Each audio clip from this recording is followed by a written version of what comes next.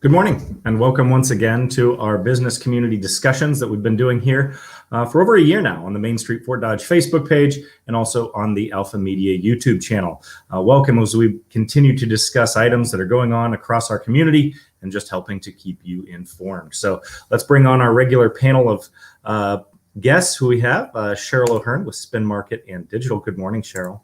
Good morning and welcome to Earth Day today, which is going to be our topic. You got it. That's exactly what we're talking about today. Beautiful day to talk about it. We'll be talking with Lydia Scher today, Communications Specialist with Greater Fort Dodge Growth Alliance, and also Craig Schlenz, Market President of Green State Credit Union. Both of those conversations coming up, but we also want to bring on Chris Patrick with Main Street Fort Dodge. Good morning. Good morning, everyone. And Darcy Swan with North Central Iowa's Sbdc. And I know they both have great stuff that they're going to share today. So we're definitely looking forward to that. So today we're going to start out with Lydia as we start talking about Earth Day. Good morning, Lydia. Thanks for joining us. Hi, good morning. Thanks for having me. Yeah, we're really happy to have you on today. And one of the things that we're going to be talking today is about cleanup for Earth Day, right? Yes. And you guys have kind of a big thing going on today. You've got the FOD Walk coming up, 4 o'clock today. Tell us all about it. What is this thing and how to get started? Yes. So we have a cleanup planned. There'll be a group cleaning up the downtown area. Really, it covers the entire downtown. I'll have a map for those who participate. But we are going to be meeting in the parking lot across the street from the Growth Alliance building. And I have about 10 different businesses that have contacted me with some teams and then some individuals who emailed me to help as well. So I'll get everybody put into groups and they'll be cleaning the area down by the library, in front of the courthouse, all the way up Central Avenue, up 12th, up to 15th, just kind of all over. And then I also have a group of high school soccer players who will be cleaning the area near Target and Walmart. We know that part of town gets really cluttered with plastic bags and whatnot. And I don't want to forget that PICA is also helping. They have a group that will also be picking up over on the east side of town as well this afternoon. They're really great at making sure our community stays clean and beautiful. So I want to make sure that people know that they'll be out there too. And Chemna Auto has actually offered to provide snacks and water for those who participate today. So we'll be able to hand that out in addition to all the bags and gloves that you will need to clean. Yeah. So, I mean, let's talk a little bit about kind of this event, how it got started and just what it's all about, because it really does make a big difference when folks just take a little bit of time and clean up. But let's go back to maybe the beginning. How did this whole thing get started? That was before my time. So it's been going on for quite a while, though, since it's been over 10 years that it's been happening. It recently moved downtown. I've been here 2 years, and it was prior to that it had moved downtown. Last year, we couldn't do the walk because COVID, all those restrictions had really just happened. And so nobody really knew what we were doing yet. And we just postponed it until this year. So this is actually my first walk that I get to be a part of. So it's exciting. But it's important because there are so many people in this community who really take great pride in it. It's nice to have that outward appearance as well and to show that we are taking pride and we want to keep it clean. It's an event that always gets a lot of participation too. So it's so great to see the people. I have people who email me prior to any information even coming out, and they want to know, is this happening? How can I participate? And that's always really cool to see. Yeah. So if folks do want to participate, how do they do that? They can email me or just call the office here and let me know. Otherwise, they could even just show up in the parking lot across the street to help us clean, and I can give them a map and we can put them on a team. Super easy. Yeah, great. So when you say teams, why are you calling them teams? That's sort of an interesting word. Oh yeah. Okay. So and they're really like color coded, but I do that so that I know where people are in the downtown area and to show them like what area they can clean up, so that it's organized and not everyone's kind of headed just toward the library or, just towards the courthouse or whatever. We try to spread it out and keep it as organized as possible. Great. So 4:00 tonight, just meet right across there from the Greater Fort Dodge Growth Alliance building, and you're going to get them squared away, and they don't need to worry about gloves. They don't need to worry about bringing their own bags or everything. You've got everything handled. They just need to show up and be willing to walk and pick up garbage, right? Yes. And it's supposed to be a beautiful day, so why not? Yeah, I think it's going to be a great day. So we're excited about it. Well, very good. Thanks so much, Lydia, for joining us and kind of, telling us all about all this information. Is there anything else that the Growth Alliance has going that you want to take a minute and share? Well, yeah, we do have actually Eggs and Issues for April. That is going to be the 30th of April, so a week from tomorrow. It is going to be in person and online option as well. So people can attend at the BHS auditorium at the college if they'd like to. Otherwise, they can continue to watch it online like the previous Eggs and Issues have been. Now, is this going to be the first Eggs and Issues back with an in-person option? Yes, this is the first one in 2021. Well, yeah, I mean, since COVID, this is the first option or the first time that we've offered the in-person option. Wow, that's exciting. I mean, we've been talking for over a year now about when things start to open back up and have opportunity to see each other face to face. Right. It's getting here, right? Slowly but surely, I think. Yeah. Well, very good. Lydia, thanks so much for joining us today. Thank you. Thank you. Thanks. Shara, you were talking about the cleanup as we were getting started at the beginning of this, and what a difference it makes. We all know that there's areas of town that really could use some love and attention, and it sounds like it's been maybe a couple of years since it's gotten that. Yeah, exactly. And I know I'm out there not every day, but I try to get out there, especially depending on when the wind is, and just sweep off the front of our office area here. It's so important just to take that few minutes to clean up. If everybody just cleaned up their own area, it would be huge impact on it. But this day brings a even bigger impact because we can see across the entire community if we're doing and all those sections of the community out there, and you see all the people with the orange bags and working on it. It's kind of like when you're driving down the highway and you see the highway people in the ditch with their bags, or the big bags all stacked up by the sign waiting for the DOT to pick them up because somebody's cleaned it out. You look at it and you go, wow, isn't that great that these people volunteered and cared enough just to go and spend time that's not really clean or fun, and some things that aren't really fun to pick up either, and to do that. It's very impressive. Yeah, it's a neat thing, and so really encourage folks to just pop on by and take advantage of that. So let's continue our program. Let's bring on Craig Schlenz with Green State Credit Union. Good morning. How are you, Craig? Good morning. I'm doing very well. Thank you. Very good. Now, the topic today is Earth Day, and you guys are kind of doing something for Earth Day as well. You've got your tree thing going on. So let's bring up the slide and let's talk a little bit about that. You've got Trees Forever partnership that you're working on. Yes, absolutely. First of all, thanks for the invitation to come back and join you this morning for the discussion.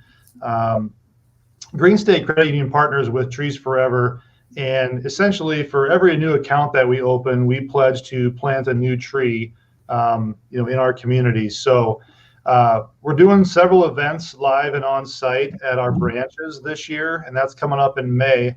And so pretty much throughout the state of Iowa, we have 4 locations, and Fort Dodge was chosen as one of those to host a Trees Forever event. And so ours will take place here in Fort Dodge at our location here on Central Avenue on May 10th from 4 to 6 p.m. And we'll be giving away 200 trees, so 200 seedlings, and there'll be 3 different varieties or species of trees that we'll be handing out. And these are available to anybody that wants to come and take a tree to plant. So we certainly want to make sure that they have the space, and we'll use it and we'll plant it when they come pick it up. So there will be 200 seedlings available on a first come, first served basis on May 10th here at our location. We're going to really have some fun with it and promote it. We're going to do a live radio broadcast from 4 to 6 that evening on 94.5. So we'll definitely get the word out there and let folks know what's going on, bring them down, because we want to have these 200 trees go out to folks that want to plant them and enjoy them, watch them grow, and just take advantage of it. So we're really excited about this partnership with Trees Forever and excited about the opportunity for Fort Dodge. So. Yeah, what a great project to be a part of. And, we pulled some of these stats, as you can see on the screen, from, the website. And this has given some opportunities. There's been a lot of projects that have actually happened because of partnerships just like this. Yeah, definitely. One of the things that kind of resonates with me and with Green State coming off of last year, we have a large branch presence in the Cedar Rapids area. And of course, most people in Iowa know that Cedar Rapids was devastated by that derecho that went through here last year. And with like 50% of their tree canopy being destroyed, this is just really says a lot that we want to get back out there and get those trees replanted and rebuild that tree canopy. So for a community like Cedar Rapids and then throughout the state of Iowa to do this, we just couldn't be more excited about it. If folks do want to take advantage of this program and, plant a tree and they have the space for that, how do they get a hold of you? How do they work this out? Really, all they got to do is put May 10th on their calendar, listen to the radio, just be ready for the event. So on May 10th from 4 to 6, we will be located, if you're familiar with our location, 1207 Central Avenue, very large building here at the top of Central Avenue downtown. As a landmark, we're right next to the Darriette, so people know where the Darriette's at. We're right there in the alley. So we will be to the west of our building in the grassy space, right in front of the Darriette's drive up there. So we're going to take advantage of that green space out there. It'll be really simple and convenient to pull up. There's plenty of on-street parking on Central Avenue. I just encourage people to come on down from 4 to 6 p.m. Probably get here early. I don't know how much demand there's going to be, but first come, first serve for the trees. So we're doing a lot of publicity, kind of partnering with Webster County Conservation, certainly through the Growth Alliance newsletter, all those folks who have large distribution channels to get the word out about this event so that we can make sure we can hand out 200 trees. But just stop on down. Like I said, it's open and available to anyone who wants to plant a tree. So if you're looking for that, stop on down. We'll be happy to package one up for you and get it off to you. It'll come with instructions and things like that on the best way to plant it and water it and things like that. So we hope to see a lot of folks on the May 10th down here. So it seems like it must just be a coincidence, but the Green State Credit Union logo and the Trees Forever logo really do have some similarities there. What is the background with Green State Credit Union, and is there a really special kind of commitment to Earth Day type activities through Green State? I don't know all the background. So here's the story that I heard. So we formerly were First American Bank. We were acquired by Green State last year. And so Green State was previously the University of Iowa Credit Union, and then they had to go through a name change. And so as the story goes, I think one of our volunteer board of directors was flying back into the state or flying out of the state at one point in time. And it must have been kind of a nice springtime like this. And when they were looking over the state of Iowa, they said, wow, we really are a green state. And so that came back as they were trying to figure out what the new name was going to be for the credit union. And that's what was voted on by our members. And so we became Green State Credit Union. How the logo evolved, I really don't know, but certainly growth is a huge part of our long-term strategy. And so I think it all just kind of ties hand in hand with our strategic plan and where we're headed as a cooperative. And so we're member owned, and we are looking to grow and do great things in our community. So I think that all ties in real nicely together. Well, it's a great timing and a great thing that you guys are taking part in. So thanks so much for doing that and being a part of our conversation today for our Earth Day discussions. Yeah, thanks very much for having me. I appreciate it. All right. Thanks, Craig. Thank you. As we continue to talk about Earth Day today, there have been just some great things that we've been talking about today, from the walk, from the tree giveaway. But one of the things that you said, Cheryl, it really kind of spoke to me is like, if we can all just take care of our own space, if we all just do a good job of what's around us, isn't that going to make the most difference? And I watch people walk by, and there might be a piece of paper or whatever that's been blown around, and they look at it and they just keep on walking. I'm thinking, could you please pick it up and just take it with you? But I will say that I see a big improvement driving in every morning, and you see all the trees and all the stuff coming up downtown, especially in the area. You see a big dramatic improvement, and I think we're getting the message across, but there's always room for keeping that going. When Craig talked about the rapids, I was in Coralville yesterday, and that was one of the things I noticed again is the trees and all the ones that are cut down. Where in the last few months you just saw them down, and now you're just seeing the stubs and the stumps out there, and that really, you see, just a whole row of nothing but stumps, and it's just really sad the number of trees that they have lost. Yeah. Well, a great opportunity, but I can say that if you think about maybe the condition that downtown Fort Dodge was in a number of years ago, and the condition that our riverfront was in a number of years ago, there's been such great progress on both cleanup and beautification, because it is a lot more rare today that I see trash blowing and those sorts of things. Whereas I think, in years gone by, maybe we didn't have such a focus on those things. So clearly the focus and Earth Day and opportunities like the walk today and the program to put more trees in the ground, all of those things, I think they do have an impact. And so it's little things that help.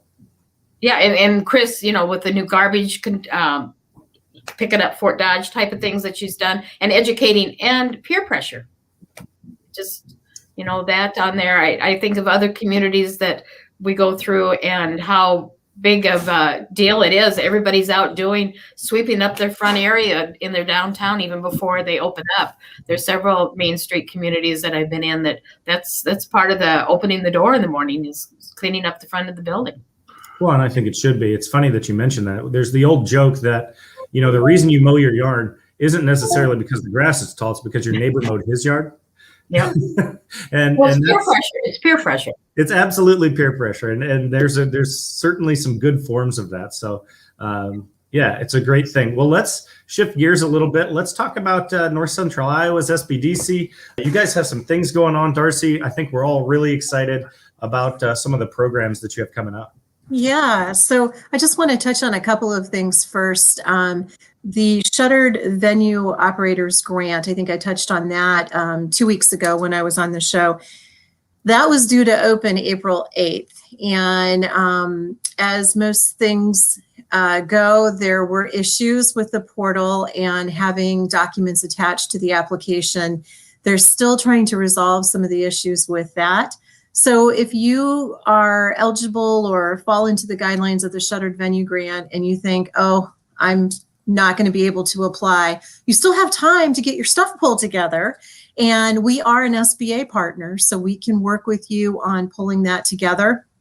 I have several clients that I've been working with hand in hand to make sure that that application is as complete as it can be, and that there shouldn't be any issues, hopefully, with it when they do finally upload the application. So if you fall into that shuttered venue, movie theater, performing arts, museum, any of those kinds of venues, get in touch with me because I can help you pull that application together, and we still have time.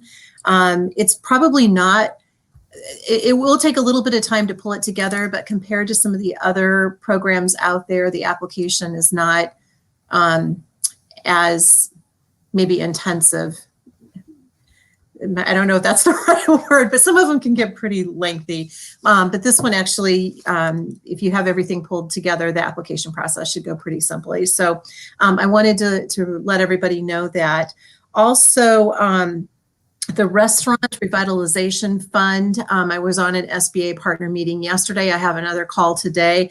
That will be opening up here. We don't have a date yet. They won't even give us a tentative date, which just means right now, let's take that opportunity for those that are eligible to pull together all of their documentation. So when the application is ready, we can get that going. So the Restaurant Revitalization Fund is really to support businesses that were permanently shut down when COVID first hit. So you're looking at venues like restaurants, food stands, caterers, bars, saloons, bakeries, brew pubs, wineries, inns, places that serve food. And if it happens to be a facility like a winery or like a golf course that may have a restaurant or a conference center, something like that, they need to be able to show that 33% of their revenue came from on-site food sales, and they would be eligible for that. The minimum award would be $1,000, and the types of funds that the money can be used for are business expenses, construction expenses as related to COVID. So let's say you're a restaurant and you created an outdoor eating space. Those costs could be covered by the use of these funds, as well as some business debt. We are, like I mentioned, an SBA partner. So if you're wanting to know more about that program, feel free to give me a call. My direct line in Fort Dodge there is 515-574-1996, and I can answer your questions and help you see if you would be eligible. Franchises are included in that as well. If you have not applied for PPP, but you're thinking of doing so, hurry up and get that done, because if you do have PPP financing pending, you are not eligible to apply for this. One of the other requirements is if you had received Shuttered Venue grant monies, you would not be eligible, but that hasn't been opened yet. So go ahead and let's get the paperwork started for that. Like I said, I have another call this afternoon. You can follow our Facebook page, NCI Sbdc, and we'll put all the updates there.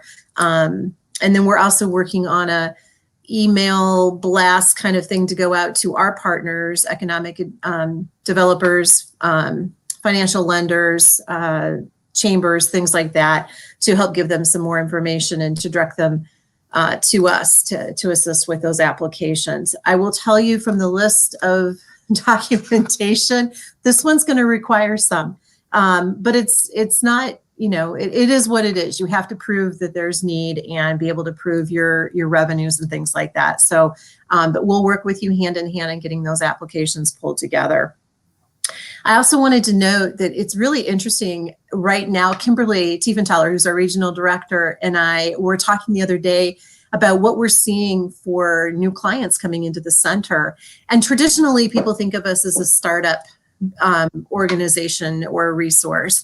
We're seeing a lot more existing businesses coming to us, and that is just really interesting to us. We love it though, because that is a sector that we definitely target as well. But we're seeing a lot of financial need, debt restructuring, growing and expanding businesses. We have several that are looking to move into new locations so that they can take on more and more jobs. We also see a lot of businesses that are going into a succession mode where they're trying to figure out the valuation of their business and how do we figure that out and how do we get ready to sell our business. And Kimberly and I are both going to be attending, I think it's in October or November, we're going to be certified in succession planning. So we'll be able to work really closely with those folks and be certified in the process for helping them. So we're pretty excited about that. The last piece that I wanted to talk about is a new program that I mentioned 2 weeks ago, and it's our Rural Business Innovators program. And I am super excited about this program. It's a new initiative for the SBA, or the SBDC, and it's aimed at technology and innovation entrepreneurs in rural Iowa. And we know that rural Iowa, it's hard for people who have ideas or need to get resources sometimes to be able to get them because, well, a lot of them already have jobs and they can't take off from work, to go to Ames or Des Moines or wherever for a full day. So this program actually comes to them. And it is really a startup accelerator that helps those individuals develop their innovative business ideas, and it connects them to the resources, partners, and mentors, which is key when you're starting up a business statewide. And Ethan Pitt, who is our technology client advisor, is spearheading this program. And he is going to be on the show next week as the presentation. And I am so excited to have Ethan share more about this program. And then he can answer direct questions, put out his contact information. This is something too, if you're interested just from what I've shared already and you want to know more, give me a call. That number again, 515-574-1996, and I can connect you with Ethan. This is a really cool program because it offers group training online, one-on-one counseling, either online or in person, support, guidance, exposure to a network of mentors, resources, entrepreneurial peers. It's an 11-week instruction-focused program that delves into like customer discovery, which a lot of new business owners don't even do. And then they wonder why their ideas don't really grow like it should. It's because they haven't gone and talked to the target market to see if there really is a need for their idea. The program will also help with pitch development. So how do you get in front of a group of people to sell your idea, whether you're looking for investors or partners? It provides you feedback and help with next step strategy. And the nicest part about this whole program, doesn't cost you anything to participate. It's a free resource. So if you are wanting to, kind of further discover or develop an idea that you have, this program would be a really good fit for you. So again, Ethan Pitt will be our featured speaker next week, and he'll talk a lot more about the Real Business Innovators program. So I'm real excited about that. And thank you for the opportunity for allowing him to share that with our audience here. So. Yeah, so I want to talk a little bit more about some of these programs that you have going on, because I can just think of maybe some of those businesses that might fall under the Shuttered venue, but they might also fall under possibly restaurant revitalization. So how does a person know what category they might fit into, and then what would be best for them if they have multiple options available to them? Yeah, it really is a case-by-case situation. So that's where we encourage people to call our center, and we can, find out more about their particular situation and then walk through the programs to figure out what may be the best option for them. With the Shuttered venue operators grant not being open right now, like I said, I highly encourage people to go ahead if they would fall underneath the restaurant. And think of restaurant is really about any of the venues that serve food. So it depends in what capacity. So like I mentioned, the golf courses, if they have, food, but they don't serve 33% of the revenues coming from food, then they wouldn't qualify for the restaurant. So we would need to, take a look at some other opportunities. But that's really, the SBA can only answer so many questions because they can't show favoritism once an application is open. So your best resource really is our center, because we have a direct line to the SBA, so we can ask those questions, get the information, and get it back to our clients to help them, put together a stronger application. So. Yeah. Now, you mentioned a minimum on those restaurant revitalizations at $1,000. Yep. What are you seeing? Is there sort of an average is what's coming back? Should people expect roughly $1,000, or is there a limit on that? No, the application process hasn't even begun yet. We're still in that pre-app stage. So we haven't seen any of the awards coming back yet. So I don't know. Once those start coming, I can let you know, on a future show, kind of where we're at on that. I do think the monies are going to be exhausted relatively quickly, like we saw with the first round of the PPP funding when that came out originally. I do think that there'll be additional support coming, just from what I've heard through the program. So I don't want to discourage anybody from applying, because you won't know unless you do apply. And kind of like what we've seen with the EIDL injury disaster loans, they exhausted those grant monies, and now they're coming back with those applications that weren't eligible at the time because they were eligible, but they didn't have the funding. Now they're coming back and they're awarding some of those. So it's good just to get your application in, because we really don't know what things are going to look like on that next round. So. Yeah, got it. So will this be a first come, first served sort of thing? Or is this one of those where they hold off and wait till they can sift through many applications? No, that's a great question. Just like with the Shuttered venue grant, there are going to be priority levels. And like with the Shuttered venue, the first applications that are going to be reviewed are those that suffered a 90% or greater loss. And then it goes down from there. So it depends on kind of what your application is showing for the amount. And I was looking, sorry to be shuffling through my papers here. The same with the restaurant. Same with the restaurant loan fund. I was trying to see, I chart here. It will be based off of, they're called priority levels. And What happens when I throw a curveball at you right in the middle of the show? well, yeah, I should have had that answer. She done a good question to have. I have it right here too. So, and of course, as soon as we move on, I will not have it. I do have a listing of all of the documents that are needed. So if someone is interested and wants to get a jump start, I can get that to them. So for your question there, Jed, the pilot period is, they're going to be selecting some of the applications to run through them just to make sure that everything is moving well. And then the priority period, during the first 21 days, they're going to accept applications from all eligible applicants.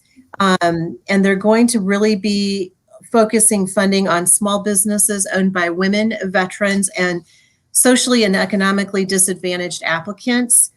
I don't know what the definition is of that. We did ask that yesterday, and we're still waiting from the SBA on what do you mean by socially and economically disadvantaged. So that is something that once we have that information, we'll make sure we share that.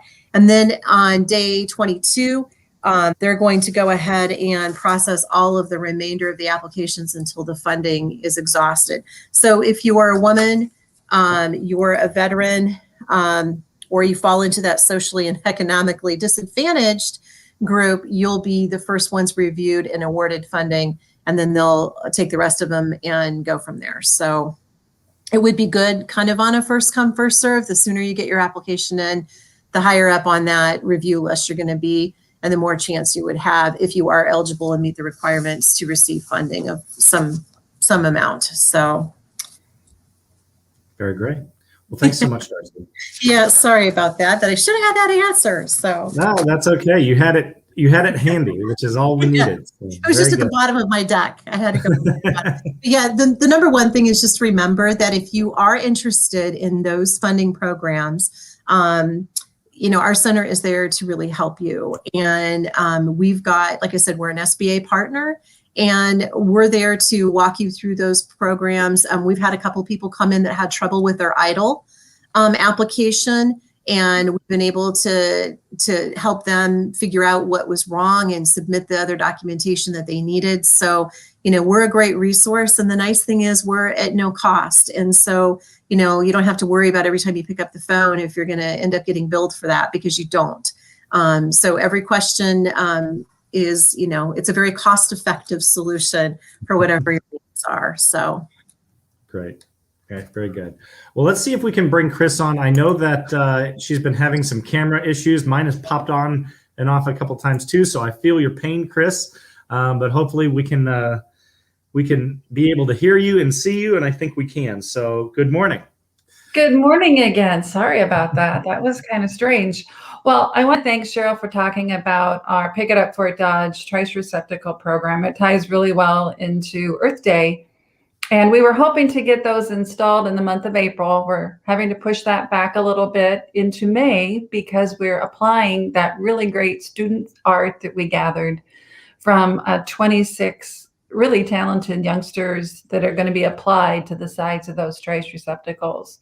So again, another way to keep the downtown clean. Also, when Lydia and I were talking the other day, she did say, if you can't be there at 4 o'clock today, but you want to be part of the Earth Day effort and the FOD walk, go ahead and get out early and pick up trash where you see it. So it doesn't even have to be downtown, in your neighborhood, on your sidewalk. I live close to a school, so every day I'm out there picking up all sorts of things out of our parking. But We just want to thank everybody that's participating and being really proud of Fort Dodge. A couple other things that we've got going on. Our virtual business lab in partnership with Main Street Iowa is now live on our website. So you can go to mainstreetfd.org and click on that. It's a good free resource again for entrepreneurs that are just thinking about getting into business, or a seasoned entrepreneur that wants some advice on a topic from succession planning, budget, time management, to something entirely off the wall.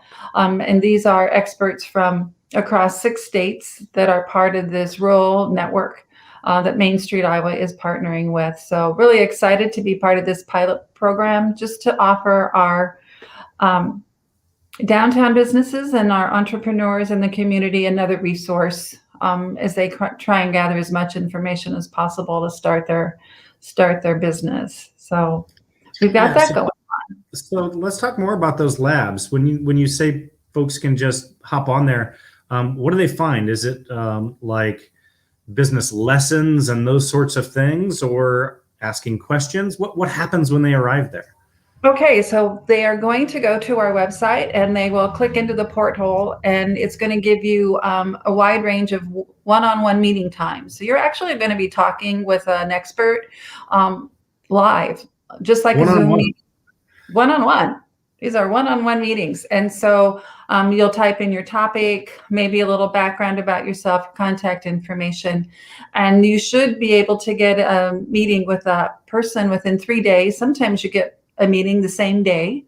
There are also roundtables, peer-to-peer conversations, so a wide variety of ways to interact with other people in the business community if you want to explore those options too. But mainly it's that one-on-one, how do I manage my time better, or I've got this budget question, or an employee question, or an HR question. How do I handle this? And so those questions will be directed toward that expert in that field. So we're really excited to see how this works. I get a report at the end of each month saying we've had, a certain number of businesses take advantage, and these are the categories that they had questions in, but we do not know the business name. So it's totally confidential between that business and that online person.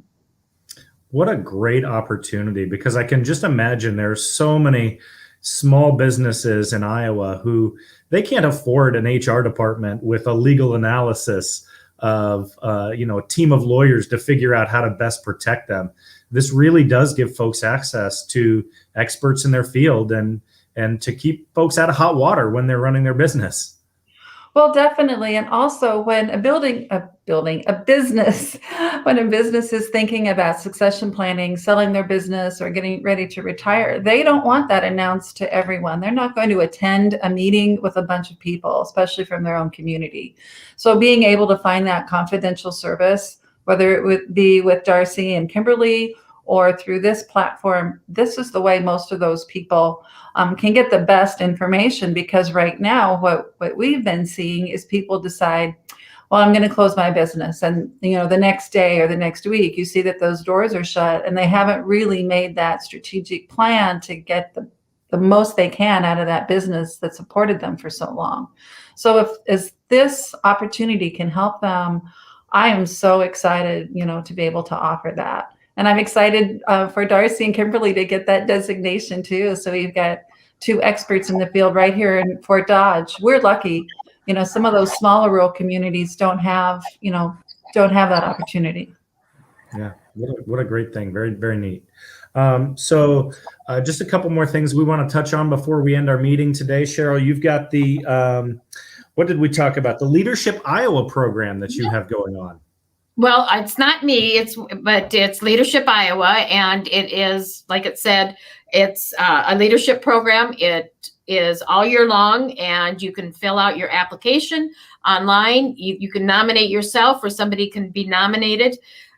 One of the things why I'm pushing it so much is North Central Iowa always seems to not have as many representatives attending the program. And I think I was in the best year ever 07, 08, Leadership Iowa, and I've had a really good connection with them and the people you meet, the businesses you go to. Every month you go to a different community. You get to talk to some of the key people in that community, learn about it. Every month there is a topic. It might be education, economic development, whatever it may be, and the community that they're in it's focused around that program. It does take a commitment because you're going to be gone 2 to 3 days over every month for about 9 months, and it'll start in October. But I guarantee you it's well worth it. And it's Leadership Iowa. It's through the ABI program, and you can go online and just go to ABI, Iowa Manufacturer and Business Association. Am I correct? Is that what it's called? I can't remember. But it's Leadership Iowa program that's through that. And put your nomination in. And it's not an easy one to be selected either. I will say, just because you put your name in doesn't mean there's I've been on the selection committee, and I can tell you that there is a very competitive nature to this, and it's considered quite an honor to be selected for the Leadership Iowa program. So I would highly recommend that. You got about 2 weeks left to nominate.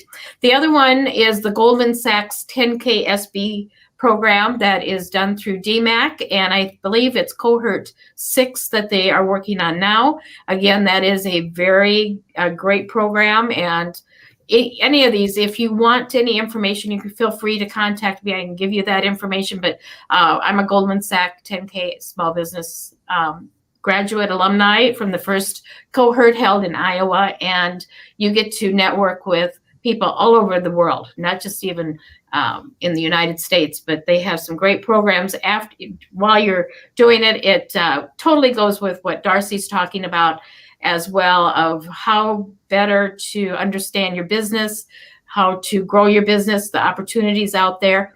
And Goldman Sachs pays for the entire program. So again, that one's a free one. Leadership Iowa does require a financial commitment, but they even pay for our hotel rooms when we were in that program, so that you didn't have to travel, or if you weren't in the Des Moines area, because we were usually at the DMAC in Des Moines is where it was at.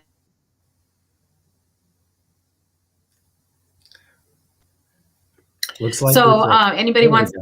Yeah, I joined the crowd here. Looks like I froze too for a sec. So if anybody wants any information on that, please get in touch with me. I'll give you some more. I'll put you in touch with other people that are participants in it. But Leadership Iowa, I'd really encourage. We need more people from North Central Iowa, Des Moines, Cedar Rapids, Iowa City. Those communities always have more than enough people applying for it, but we always need more in this area.